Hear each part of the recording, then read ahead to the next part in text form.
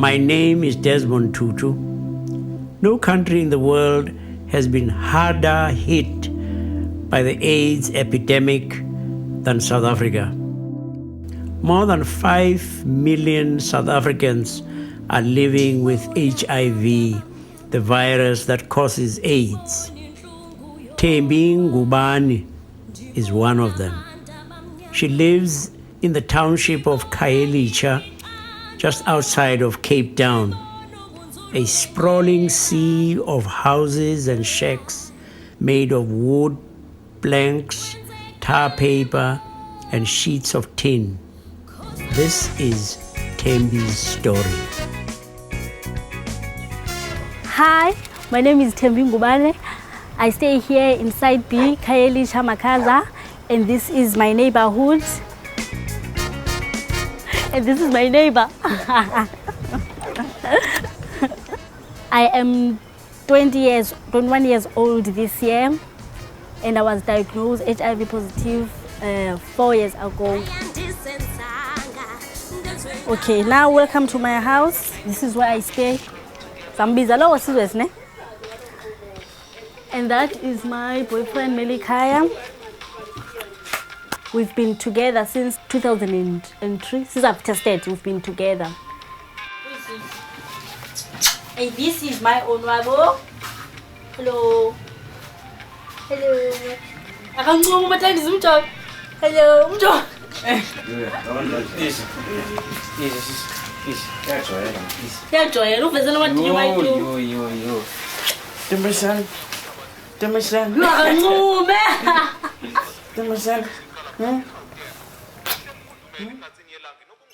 Testing 1 2 1 2.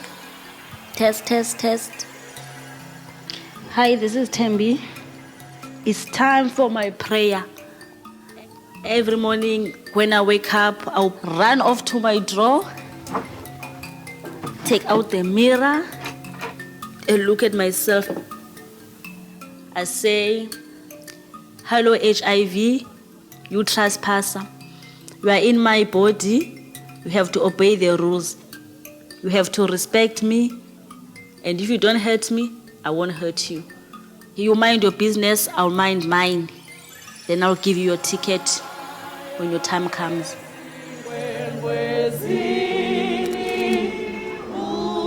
We end this hour on a sad note. We learn today of the death of a remarkable young woman. Her name was Thembi Ngubane, and you first heard her on this program 3 years ago. Ngubane lived in one of South Africa's largest shantytowns. And one of many things that made her special was that she was open about the fact that she had AIDS.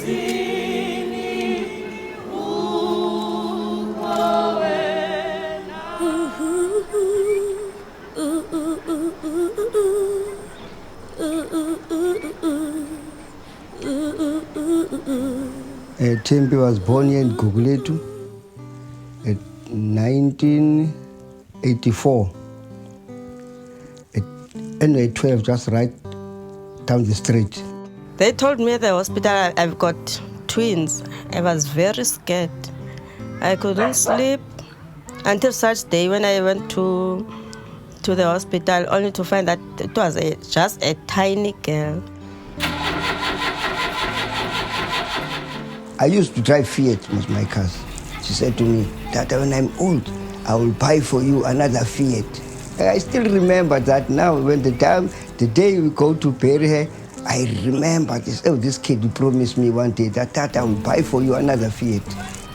My father was staying at his own house in Barcelona, and we were staying with the grandfather.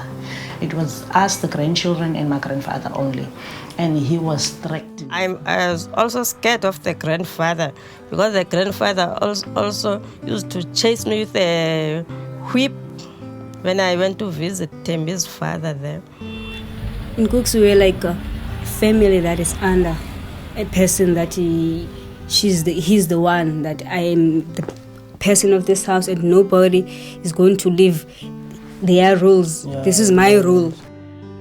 She did grow there until she was 14 years. When she was 14 years, she did came back to me. She doesn't want to stay there. in Kailicha, we play outside, man, because Nana, she's always busy, and most of the time Nana, she was working, our grandmother. So when we're in Kailicha, we're always alone. It's me and Thembi and our small sisters like Nokzol and our brother Tulan and Nosizo, you know. So she's the oldest one. More time, me and her, like she cook and she do other things, you know. Our grandmother, she's at work, so we get more time to play or to be with friends. In Kailicha, there was that freedom. That's why she wanted to stay in Kailicha, because she knows that she's going to get away with a lot of things. Like here, she won't get away with anything.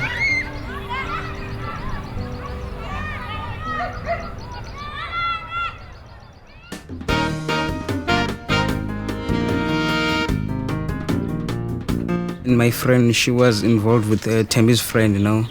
And so in that time, my friend invited me to go and see her girlfriend, you know. When I went there, I saw Thembi, you know.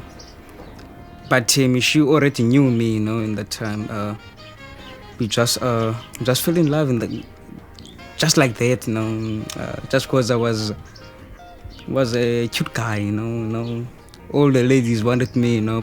I met him in 2002 in February, and we met at the hair salon. I was working as a hairdresser and he was still in school. And since he was not too much kind of a talking guy, so I spoke for myself. That was the most embarrassing moment now when I think back. In that time, we were loving each other. And Thembi, she was so beautiful. In Kasi, you must have a good, beautiful lady, so that the guys, they will know you, you know. But yo. You are a king, they said so, yeah, but you are the lion, no? This is Melikai, my boyfriend. Say hi. Hi. I was telling him how cute you look. And Melikai is obsessed with music. Yeah.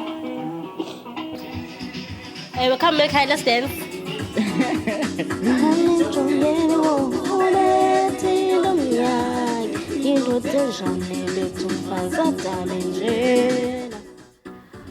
Our relationship became stronger and stronger, and you know, we became closer, but not knowing that, you know, we were facing this challenge. We were having sex and enjoying ourselves and doing all kind of reckless stuff that youngsters do.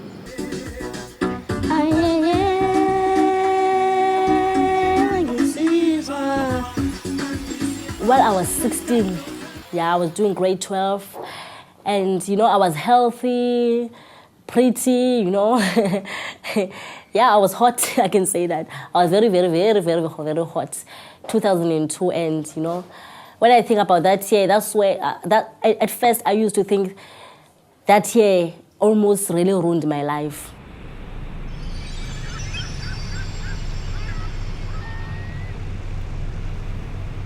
I'm gonna tell you how I was infected. I had this boyfriend and then we broke up. A year later, I heard that he had died. When I went to his house, his family was gathered there. I said, what happened? Was he shot or was he stabbed? No, he was sick. That's when I started to get very worried. I went to the clinic. They bring all the equipment in front of me and just prick me on my finger. He said, you know, when your blood looks like this, it means you have the virus. You are HIV positive. She called me, you know. Milkai, where are you? I'm at my house. No, man. And she said, no, can you please meet me between Joslov and Kailicha Stadium? I said to me, no, I'm coming, baby. Yeah, but I just asked her, hey, what's wrong? You must come, please. Just come. I met her in there, and then she was, she didn't wearing any shoes, no. Her shoes was, she was carrying her shoes, no. Like, she said to me, like someone was running, or maybe she was running, I don't know. She told me that I have to tell you something. I said, what? Yeah, what's going on with you, you know? From the Love Center, I came straight and I met him by the school. By the school. I met him there and I told him that I just come from Love Life and they said that I'm HIV positive. Just like that. I just told her that it's okay. Yeah, just like that, yeah, but. And then she went back, you know, I just hugged her, you know, baby, it's okay. But I was on my mind, I was thinking about how long I'm going to live, man. How long I'm going to live. I went through hell, you know. I disclosed to him and he came home. He didn't know what was HIV, what was AIDS, what did I tell him. He just told his mother and now everything was like a mess. In that time, man, I was so crazy, you know, and then scared, you know. Sometimes I just look to myself that, hey, I think I'm getting thin, you know. But it's my poet, you know. They locked me in this room. They called everyone to come. Everyone was like shouting at me, you know. All those things were happening and that made me stronger. And I said, okay, if this is the way that an HIV person has to live, I'm not going to take this route anymore. I'm going to fight for my battles and I'm going to fight for my life. I'm not ashamed, you know. Everyone can just get HIV without knowing. We separated for I think a week or 2 weeks now. I just go back to him again. Said, hey baby, no man. I can understand now. I can go with you to the support group. Let me be supportive to you just because like there's nothing's going to change, you know. I'm also going to get tested, you know.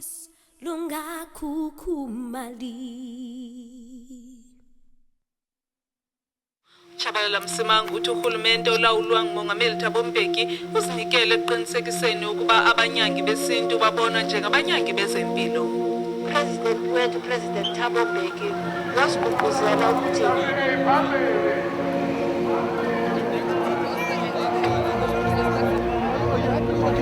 we used to go to marches, you know, trying to persuade and trying to pressurize our government to buy antiretroviral drugs for patients because people were dying. We said, look, if you can afford to buy medication for high blood pressure, diabetes, epilepsy, this is also another chronic illness, you know. For many, the prospect of a longer life may seem more like a punishment than a gift. I'm sure you're aware of studies that show that ARVs and African potato don't interact. Listen, well. We've got a constitution at home. If people choose to use traditional medicine, and that's why we're doing research to make sure that it's safe and efficacious, why not give them their choices? Fireman to now! Fireman to now! Fireman to now! Fireman to now! Fireman to now! Remember, antiretrovirals do not cure HIV and AIDS. I hope it is clear by now.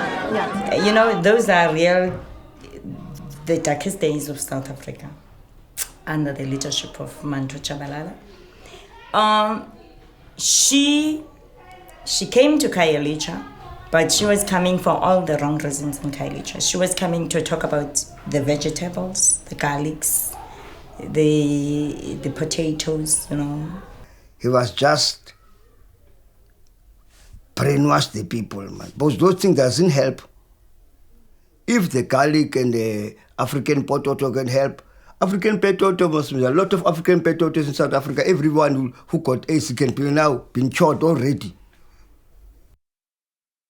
I met Thembi in 2004, and I was in Khayelitsha interviewing a bunch of young people who were affected by AIDS in some way, and thinking about doing a documentary about AIDS. But I remember thinking at the time that I wasn't sure I wanted to do this big project about AIDS until I met Thembi in Malakaya. I was interviewing her and asking her a bunch of questions, and she told me about her HIV prayer, which is when she would look in the mirror and talk to her HIV virus and like give it commands and orders. And I remember thinking at the time that this was such a kind of powerful and poetic way to deal with her disease.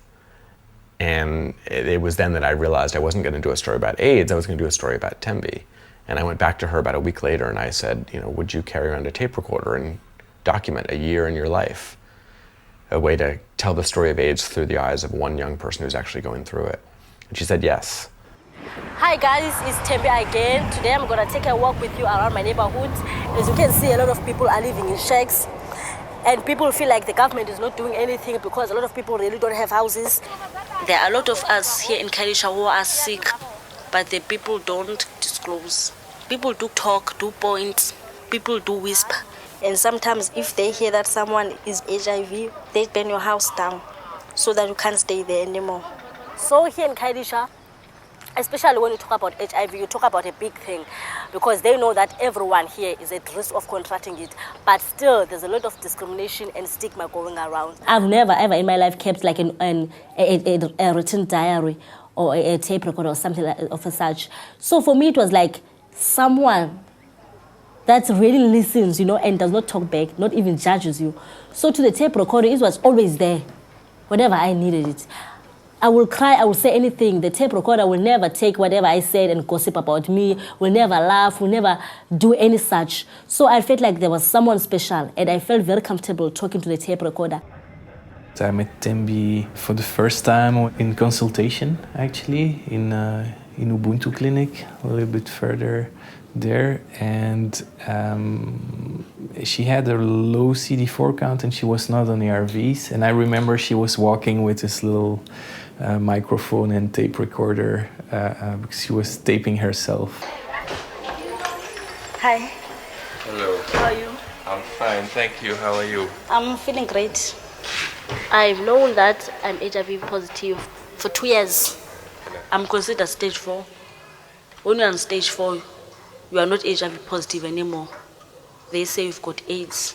CD4 is an indication of how good your immune system still is. Yes, I know. You know it's going down all the time. Yes. Yeah? And when you are below 200, it's dangerous for you. Yes, I know. I was very surprised to know that my CD4 count was below 200, and at the same time, I've never been sick. You are very much at risk of getting sick. It's a bit like swimming in a lake where you have crocodiles. But if you stay swimming a long time, at some point, you're gonna get bitten. Okay, understand. You sure? Yeah, I'm sure. We had a serious chat about you were such a bright, educated girl and you have a low CD4 count. Why are you not on ARVs yet? And I remember saying, yeah, I know now I really have to go on ARVs. And I think a few weeks later she was started on ARVs. These are my ARV pills, and I'm going to take them for the rest of my life. This is efavirenz, and this is trespasser. So I'm taking these pills every day at 9 o'clock. I must take them at the same time. But in the morning, I take only 2. I take D40 and I take trespasser. And at night, I take efavirenz and I take trespasser and I take D40. It's very difficult to take pills every day, but when you know that it's something that you have to do if you want to live, you just get used to it. Because at first, it was hard for me to swallow the pills. I would just throw them and throw water. Then I will try on vomiting. But then my boyfriend, who told me that I must not drink pills like that if I'm going to drink them for the rest of my life. I must learn to drink the pills and accept that I must put a pill here and swallow it with the water. I made a choice. Okay, I don't think this thing will kill me. If I could just talk to it, maybe I don't know, maybe some magic will happen. I woke up in the morning and I just stood in the mirror. Convinced and really powerful, and I talked to HIV and I talked to it and I greet it very well and I tell it not to do anything bad to me today. It must keep me well. If it doesn't do anything, I won't do anything to it. But one day it will get out. And I'm really good at drawing pretty princess stuff. So I draw this really ugly picture. But it's a monster that is smiling, It's happy. So I draw it and I said to Mecca, you know what I think HIV looks like? And Mecca said, it looks like what? And I said, it looks like this. At first, it was not even easy to go to, if I can say it, to go to the tavern. It was not even easy to go to the tavern. I would go to the tavern just to enjoy myself, just to sit there, and maybe I'm alone, I'm not with Melikaya. And you could see people are whispering, people are talking, don't go and even speak to her. She has AIDS, She came here to spread AIDS. And people thought at first I was going to spread it. And if people see me standing with someone or chatting, do you know that she has HIV? They thought that maybe I was spreading it or I was trying to spread it just because I always look nice, I always dress up, just because I have HIV, I don't have to be dirty. So I always keep myself up and I'm always confident and I'm always out there on the spotlight. And many people thought that maybe I was spreading it, They were all telling rumors that, she has AIDS. Not only did she give her boyfriend the AIDS, now she wants to give the whole community the AIDS. Melikaya nawe onwabo nizizithandwa zami.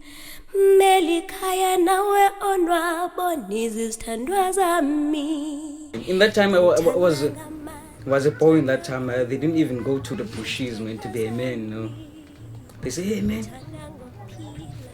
if you don't do a child to Tami, man, you're gonna lose her, man, when you come back. Yeah. They say, you must do a child to Tami, man. They said, hey, I think about this thing. Yeah. Hey, these guys, they told me the truth, no. Must make a child to her so that I can keep a child is not a ring. Lantana ngokufa nizizithandwa zami ndinthandwa ngokuphila nthandwa ngokufa nizizithandwa zami. I talked to Melkaya. Say, yeah, Mama, I'm listening to you. I won't make them pregnant. Okay, Melkaya, get on. It's your life, my child. But must be careful. Because you can see me, I'm suffering.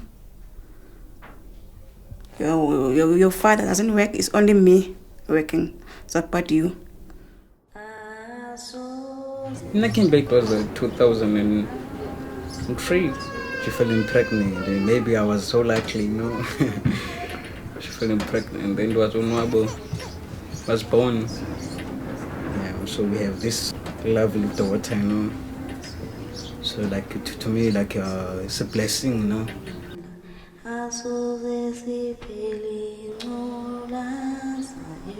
My daughter Onwabo is a big influence in my life because I think that I'm living for her because when I look at her, I just have a reason to live.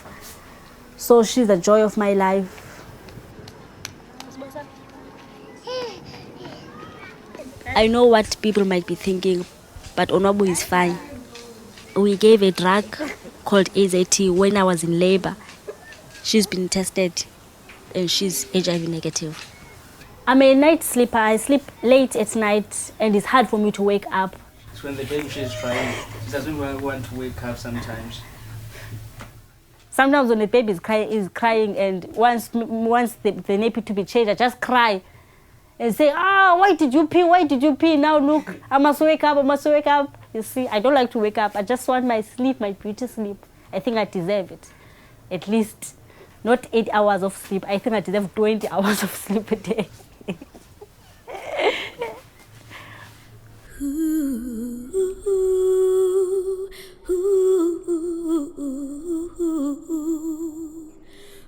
Oh. I'm just imagining what this world would be like without me. I'm not scared of dying, but I'm scared of not being here. Leaving my baby behind. Melkaya, do you ever wish that maybe you have never have met me? No, just because the only thing is that I love you. You know that? Yes, but I'm the one who's infected you. I don't want to blame you. You didn't go in top of the mountain and said you want to have AIDS, and I don't want you to blame yourself. Just be strong. Okay. For me, what scares me most is that I think we are not going to die at the same time. I know that you think if you die first, I'm going to have another girlfriend. No, I'm not thinking you must die first. Give me a kiss for that. When we are in the takes, maybe coming from town, people talking about HIV. Then we just talk, and then we are HIV positive, we are a couple, and then we have a child who's HIV negative. So, hey, she was like, I don't know what can I say. I don't know. Tami, she was a hero. No? I want people to see that my life is not being cut out because I have HIV. I can still have a baby that is HIV negative, and my baby will still grow up and be healthy like any other normal baby. So people should not see HIV as a stop to their life or as something that has an obstacle that they can never move. It's just a rock that you have to pick it up and put it aside and just walk on. When Thembi got really sick in 2005, I think two things happened. One, she got on ARVs, which saved her life. And two, I think it was at that point when she decided she didn't want to hide anymore. And in fact, she wanted her story to be heard by as many people as possible.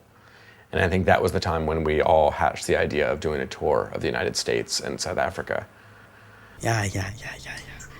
Now we're going to America. It's our first time to fly, our first time to go overseas, But only one has a story, turning it to glory, touching the hearts of everybody. She was a hero, engakishanga ngekoni. Namandim soli, zizindo zobubomi. I'm here in New York, and it's been 2 days since I'm here, and I'm very happy. They show me a pillar positive, never erase demoni. I came with my boyfriend Melikaya.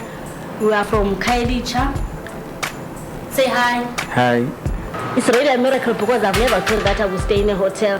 This is a bed, and this is very huge. As you can see, I'm using 2 small beds, a very big mirror, and we also have a TV. Everything is nice. We also have a kitchen. So it's just like a house. This is a bathroom, and it's nice to take a bath because the bath is so big. I feel like a star. Thembi ngubani, fighting for a right to live. Nengulaze, this infection will do nothing to my first time out of South Africa. As time went by, she had to go by places, talking this, talking that, about the status. To everyone she knows who is close, she said their goodbyes. She was nice, she was wise. Every time Umelikaya's on her side, I had to hold on, baby, together we will fight. You are my best friend, girl, no matter what. I know at the end it is gonna be alright. So now I'm waiting, but I'm not in the mood to go out anyway. I just think I'm having a little fever. Oh, what's up, Thembi? It's R. Kelly, and I just wanted to say hello to you. I'm chilling in my hometown, Chicago. That's far away, but at the same time, it's close because I got you right in my heart, baby. And I just wanted to say that I'm thinking about you, I'm praying for you, and I wanted you to know that I love you. Today is my first day in DC. Hi guys, guess what? I am in Boston, and guess what? I'm visiting this studio. And it's 9 p.m, so I have to take my pills as usual. She was a mother and a youth, a leader and a truth. She was a living proof for the whole neighborhood. A culture to a goods. With Abatilongi, she was known to be good. That is truth. O perfect takeko, nokbanga nembeko, mara grande simbona. Abstinence discussions don't work. Is that what you're saying? Yes, they don't work with They don't teenagers. work where you lived. Where I live, because most of the teenagers they have already experienced sex. Because we don't have anything to do that is fun. Sex is free, sex is fun, and you can't get arrested from having it. An important point.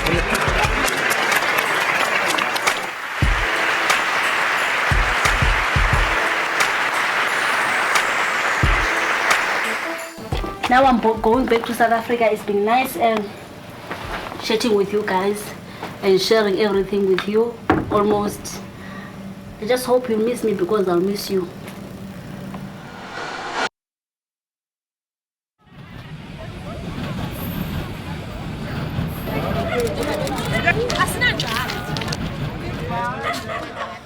African traditional medicine. Kanti futhi kukhona ne-ministerial testing okuyona ehlanganisa umsebenzi wase-national nomsebenzi owenziwa ezifundeni zonke. Kidus is in Johannesburg and I'm in Cape Town. Yes. When you come back to America, everyone want you to work with Thembi, Hey, Thembi this side, Thembi that side, Thembi that side, So she didn't have the time to relax and then to think sometimes.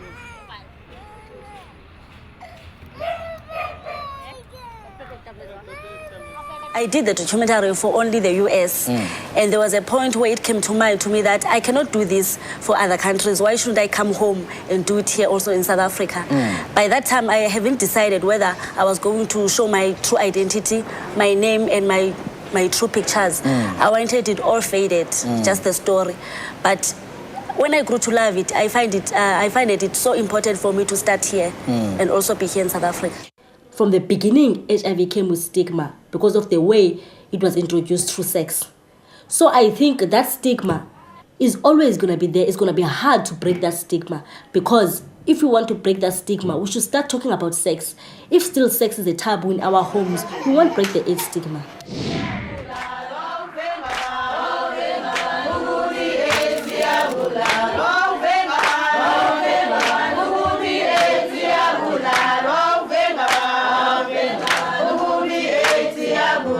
Tina skata, no baba tinu siyazi. ndahamba ndagoduka kodwa ndamzama mani mane ndimbiza ndimcebisa uba khawuhambe emfondini uyokwenza itest ingathi kurayithi uba uhlala uzazi uba ume ndawoni ngoba xa ungayenzanga itest uzosubone sowugula ubone ngawo sowusifa.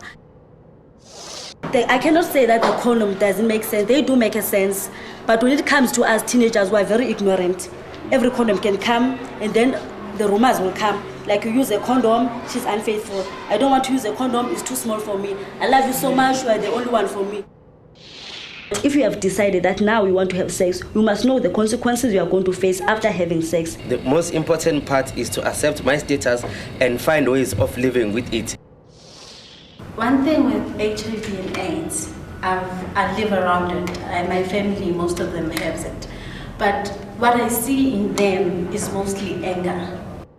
This should be treated as like any other disease, like flu or anything. We should stop lying. Please, let's come out in the open and talk openly about this thing. I have disclosed to my daughter, who is 17 years old now, and it was very difficult for me. But now we are just talking about everything. We're just talking openly about dying. We're just talking openly about what is going to happen. It is a situation where you are really depressed. I know having HIV is like we think death and no cure, and there is really no cure. And all these things that happens when you are HIV positive. And you know that when you are HIV positive, I'm not scared to say this, but you don't live a normal life. If you don't take it as a curse, you must take it as a challenge. Because for me, I think it's a challenge. It's something that I have to overcome. If it was me standing in front of lots of people like that, I'll be standing crying there. She was just strong, told us about HIV and stuff. Yes, about it. She was free. She was making it as normal as possible. She was free. She was a teenager like us, and she was doing things like us. She was at school. She was doing sex. She had boyfriends and all that stuff. But nobody thinks of it. Nobody takes a minute and say, okay, come I go test and see if I've got HIV and AIDS. Like, then she gave us that moment to think of it. Like, out of all the things I'm doing, what are the consequences of it? Like, I believe if then there was someone like me, like Thembi, who came to my school and talked to me, of course I would have reconsidered. But no one came to my school and said I was HIV positive, I did this and that. Only the people came to my school. They had pictures of half-deadly bodies, and they told me that this person has AIDS. You have sex without a condom, you have sex with many people, you look like this, and then you die. So that was the message. Thembi felt pretty comfortable going to schools and talking to high school students and that sort of thing. She was always kind of scared of going and talking to, let's say, like politicians. She called the big people. And so when we were invited to go talk to Parliament, it was really exciting and it was really scary too. But one thing about Thembi is that once she got behind a microphone and started talking, she kind of got, she wasn't nervous anymore and she just spoke her mind. She was not going to hold back. On the one hand, there's a message, eat the right foods. On the other hand, there's a message, take ARVs. Or do people understand that it's not an either or? You take your ARV and you look after your health in every other way. Do people understand that message? Fruit and veg is good for your health, but I don't think fruit and veg can fight alone the virus.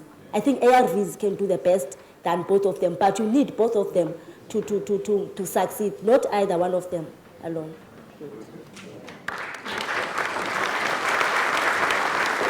All the billboards are all out there, all the advertisement, everything is on TV, everything is on radio. Protect yourself, use a condom, stay away from HIV, save your life, save this, save that.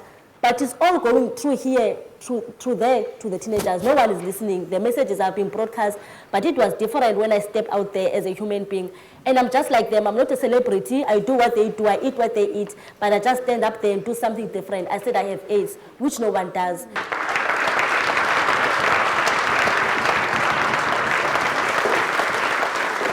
When the Zuma thing came out, it really affected me because by that time I was in Chicago, and then people from the magazine came up to me and said, "You are from South Africa, did you hear about this and that and that?"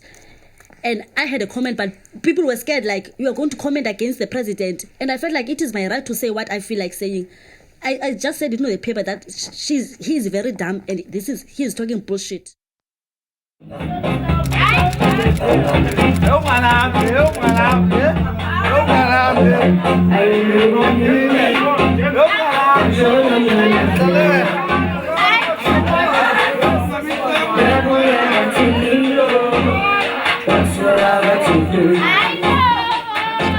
But there was one day that she comes like, she was like too thin.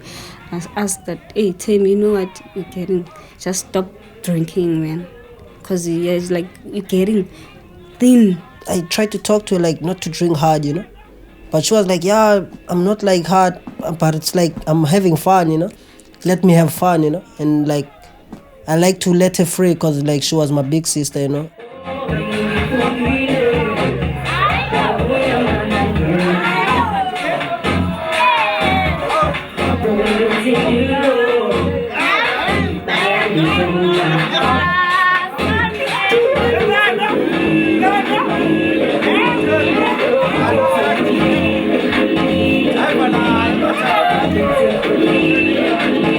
Township, when you go to a shibin, you will all hear stories. I went out with this girl and that and that. You see, that's a thing. It's up to you what you do with your life. Yeah, you know what? In township, you don't take things too seriously. Most especially youngsters, we don't take it seriously. You see, when you talk about HIV, it's like you're talking about a fever. A fever. You know, you will get a treatment, then you'll be fine. No one else will know that you are HIV positive unless I told you the truth. You see, so we don't I can say we don't care. You know, we take things very easily. Yeah. We're here talking about Thembi. The last time we were sitting here, there were 5 of us, and now there's only 4 left. My name is Patricia. I live in Kailisha C-section. I'm a waitress at the Commodore Hotel. Name is Ayanda. I live in Kailisha C-section. I'm unemployed. My name is Thembi. I live in Kailisha, also C-section, and I'm also unemployed. My name is Babalwa. I'm living in Kailisha in C-section. I'm unemployed. My name is Nelson, so I also live in Kailisha. I'm employed. Even in the townships, there's racism among us. If they see you are dating a white guy, you are a whore. You are a gold digger. You are with that guy. You are a the money. gold digger. Why? You are Because a he's gold white, digger. I'm a gold digger. Why? Yeah. So No, you can you but have the right to a date black guy. anyone. Yeah, you got the right to date anyone. So but what? Why should I date a black guy? Yeah? Why should I date you? Because if I now for So what? So what? you can't love a white person, man. Why? No, Why? man. Why? No. You are living in culture yakho mawulava ndomnyama. Yabo mawuthanda ndomnyama. Listen, yeah. Everything has changed. We live in a country of diversity. Freedom now. We live in a country of diversity. Everything is mix and match. It's mix and match. Even you don't even know. Even your child won't be a Xhosa, maybe. Maybe you'll go and make a baby with some colored girl. Then you have this child of, you don't know who she is, but she'll still be your child. If you want a foreigner, that doesn't matter as long as I get love. Yeah. As long as I'm in love with that person.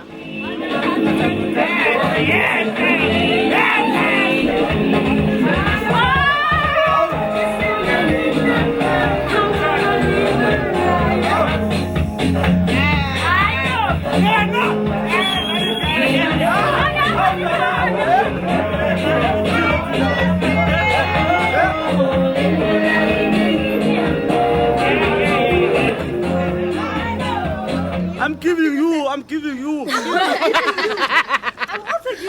you my penis. I'm also giving you my vagina. Every time you come back. I'm also giving you a vagina. No, man. It's 50-50 You because supposed you to give me give your me penis, your I money. give you my vagina. No. That's all. If you tell a guy, no, we must use the condom, then the guy's going to tell you, have you ever eaten a banana with a peel?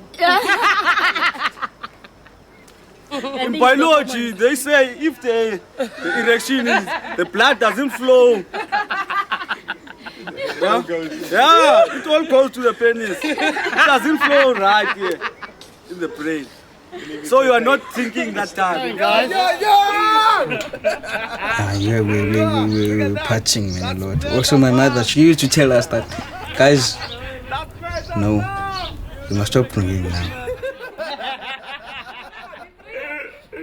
There are difficulties to take your treatment when you are drunk because you won't know the time, and even though you know the time and you took your medication, maybe you'll overdose it or you will take different treatments, the ones that you are not supposed to take at that time. There's a time on a monthly basis where we retrieve defaulters.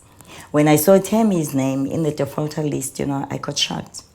Then I went to retrieve Tami's folder and found Thembi, where are you? Why are you not coming to the clinic?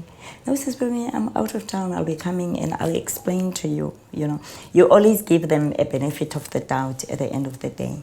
But when time goes, she's not coming back, and you start to think, what's happening now? Sometimes I'm very, very scared. Like when I feel sick and I know that I'm going to be better, but it's something that is there. I can't run away from it, you know. So sometimes I'm really afraid, and when I call home and I tell them that I'm coughing, everyone freaks out. I really had this impression of this girl who's been raised in the townships and then suddenly becomes world famous, is taken out. We've got so many celebrities or activists who knows exactly what's happening, but who are defaulting. Then you don't understand what else or what more can you say to him or her, because they understand all the tricks. They understand the disease and how the disease is working. They understand the medication. They understand how the medication is working. But at the end of the day, I really think that it's pressure on them. Maybe they are overwhelmed by the fame. Sometimes organizations don't take care enough of their activists. They put them in front as an example and as a figure, and to go and educate others, and they give a bit support here and there, but there's no one providing real stability. To say that Thembi was caught up in the celebrity of touring around the world and of becoming a role model and all of that, and that she became kind of a victim of that, it's condescending to Thembi. I mean, it implies that she was a passive kind of participant in all of this. And if you know Thembi, you know that she wasn't. She was strong-willed, powerful, and she knew what she wanted. When I grew up, I had that sparkle that I'm going to be, if I could use the name famous or something, but I just think I deserved it because I've worked for it. I don't want to lie, man. I knew that, man. She stopped her reason. Just cause for a reason, man. For a reason. Sometimes she was away, man. She was away. When you come back to Khayelitsha, no Khayelitsha, man.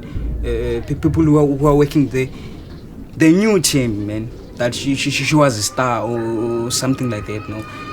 But when you go there, they're gonna shout you, no. They're gonna shout you. They'll say you quit just cause you went away. You think you are a star and what. They're gonna shout her. That is why she was scared to go to the clinic, man. She deserved to be shouted. Maybe not in a wrong way, but in a rightful way, so that she can be able to take her medication again and again. And for a person who's having information like her, it was so unacceptable to not to take the medication. The pills, I don't take the pills, man. Why, baby? I just asked her why. Then she just started to raise her voice up, and I said, okay, it's fine. No. She just told me that no, I'm not the one who's taking the pills, no. She's the one who's taking the pills, and I'm not the one I'm not taking the pills. Yeah, she just told me that no, Milka, you don't understand the situation of the pills, no.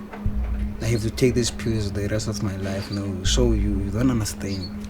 Yeah, I said, okay, baby, it's fine. Yeah, it's fine. I don't understand. I'm not taking the pills, no. But I must take the pills, babes. Thembi, but you're not what you're telling the world. You are telling the world this, but your actions are something completely different from what you're telling the world. And how can the people out there believe in you? Because Thembi are a typical example of people that will make the community to say that, look, they are dying, these ARVs are not working.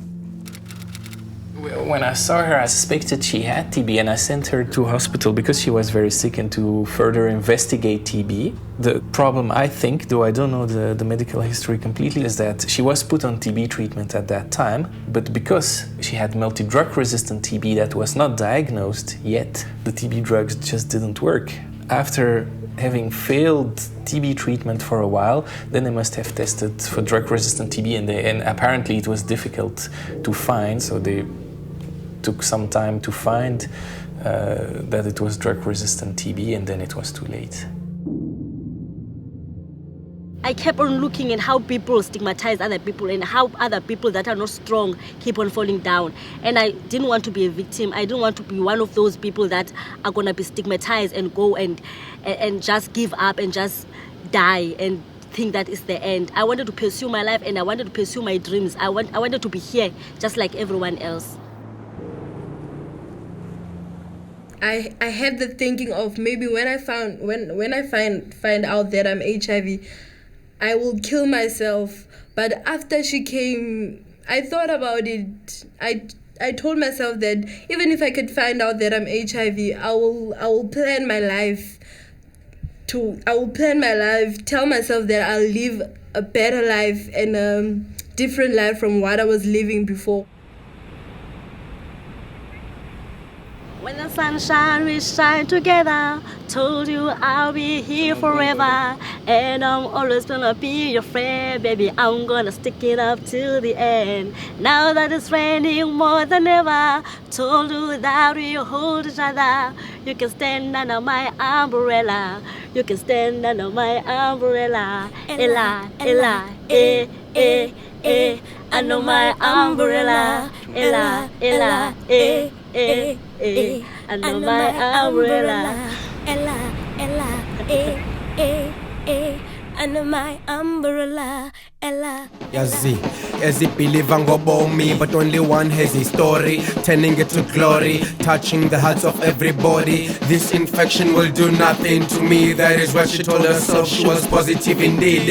Every time Umelikaya's on her side, I'd hold on baby, together we will fight. She was a mother and a youth, a leader and a truth. She was a living proof for the whole neighborhood, a culture to a goods. With Abatilonke she was known to be good. That is truth. Built her own family, though she was HIV, deserving an award cause she was world VIP. This fancy thing will never come in between. You part of my entity, here for infinity. When the war has took its part, when the world has dealt its cards, if the hand is hard, together we'll mend the heart. Because when the sunshine will shine together, told you I'll be here forever, said I'll always be a friend, took an oath I'm sticking out till the end. Now that it's raining more than ever, know that we'll still have each other. You can stand under my umbrella. You can stand under my umbrella. Ella, Ella,